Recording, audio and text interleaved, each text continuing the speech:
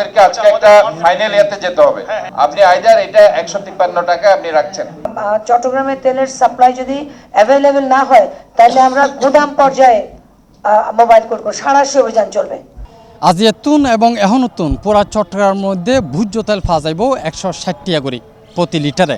ইয়ান এই সিদ্ধান্ত চট্টগ্রাম সার্কিট হাউসের মধ্যে মত বিনিময় সভা, যে মত বিনিময় সভার মধ্যে প্রধান অতিথি হিসেবে উপস্থিত আছেন চট্টগ্রাম সিটি কর্পোরেশনের মেয়র ডাক্তার শাহাদাত হোসেন এবং ইয়ানোর সভাপতিত্ব করে চট্টগ্রামের জেলা প্রশাসক ফরিদা খানম। এরা উপস্থিত আছিল বিভিন্ন ধরনের ব্যবসায়ী, খাতুনগঞ্জের ব্যবসায়ী এবং পাইকারি খুচরা ব্যবসায়ী ব্যাংকে উপস্থিত আছিল। এই মত বিনিময় সভার মধ্যে সর্বসম্মতিক্রমেই শেষ পর্যন্ত সিদ্ধান্ত হয় 160 টাকা দিয়ে খুচরা বাজারের মধ্যে তেল বিক্রি করিব এবং এই সিদ্ধান্ত বলবৎ থাকিব এপ্রিলের 10 তারিখ পর্যন্ত। এটা আজকে থেকে এখন থেকে এই সিদ্ধান্ত গৃহীত হবে। প্রতি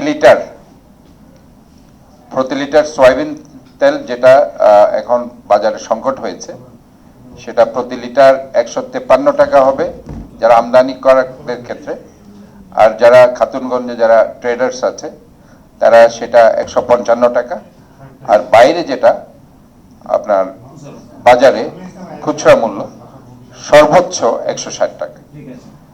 এর বাইরে যদি বেশি দামে কেউ বিক্রি করে, যেটা জেলা প্রশাসক সেটা একটু আগে বলেছেন যে আমাদের টিম থাকবে, ওনাদের টিম থাকবে এবং এটা সর্বোচ্চ আইনগত ব্যবস্থা নেওয়া হবে। এই রেট সর্বসম্মতিক্রমে পুরা জেলাতে, এটা শুধুমাত্র এই শহরে না, এটা পুরা জেলার জন্য এটা প্রযোজ্য, পুরা জেলার জন্য। এবং এটা আজকে থেকে এই সিদ্ধান্ত গৃহীত হলো এবং এই সিদ্ধান্ত কেউ যদি সেটাকে না মানে কিংবা এই সিদ্ধান্তের বাইরে গিয়ে যদি তাদের রেট বসিয়ে তারা কিছু করে, তাদের বিরুদ্ধে যে আইনগত ব্যবস্থা নেওয়া হবে। এই সিদ্ধান্ত পুরা চট্টগ্রাম জেলার মধ্যে যেদিন বাজার আছে প্রত্যেকখান বাজার মধ্যে এই সিদ্ধান্ত মাইলম পড়ব এবং হনকারণ যদি হনিকে যদি এনার এখানে অনিয়ম করে, অবহেলা করে, তাহলে জেলা প্রশাসক একেবারে কঠোর হুঁশিয়ারি দিয়ে তার বিরুদ্ধে অভিযান চালাইব। আমার জাস্ট জেলা প্রশাসক হিসেবে আমি কিন্তু রাষ্ট্র, এখানে আমাদের বক্তব্য পরিষ্কার। 2-1 দিনের ভেতরে যদি চট্টগ্রামের তেলের সাপ্লাই যদি অ্যাভেলেবেল না হয় তাহলে আমরা গুদাম পর্যায়ে মোবাইল কোর্ট সাঁড়াশি অভিযান চলবে। ক্লিয়ার? আমরা আর কোনো খুচরা বাজারে অভিযান করব না, আমরা গুদামে অভিযান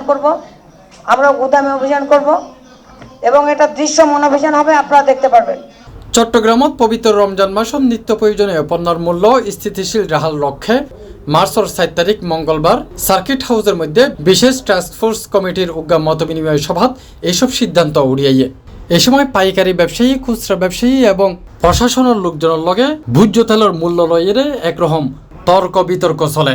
ডিস্ট্রিবিউটর থেকে সরাসরি খুচরা বাজারে ঢুকবে, এখানে শুধু ভোজ্য তেল থেকে কেনা এসে করা হচ্ছে। ওরা প্যাক বদলে অন্য 10টা আইটেমের মতো এটাও সাপ্লাই চেনে চলে যাবে, মার্কেটিং এ যেভাবে ডিস্ট্রিবিউশন হয়, মার্কেটিং করা হয়।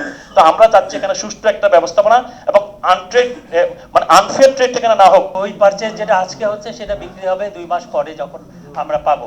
সো মার্কেটে কিছুটা উপর উঠানামা করবে, এটা খুব একটা বড় না।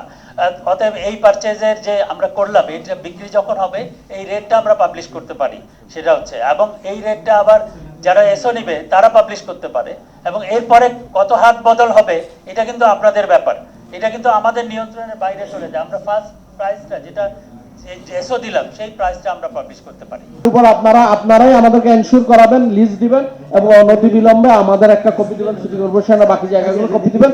আমরা চেক করব, ওখানে যাব, আমাদের ম্যাজিস্ট্রেট গিয়ে যদি দেখে যে সে প্রকৃত ব্যবসায়ী না কিন্তু এখানে তাকে পাওয়া যায়, তাকে ফরিয়া দালাল ব্রোকার, ওই আইনে আমরা তাকে গ্রেপ্তার সহ অন্যান্য আইনগত ব্যবস্থা নিব। Tafim Alamgir, C+ TV, Chittagong. থেকে মাল দিতেও পারে না। এই গত 1 মাস যাবত এইরকম কিছু ইনফরমেশন আমরা পেয়েছি। এই এসোটা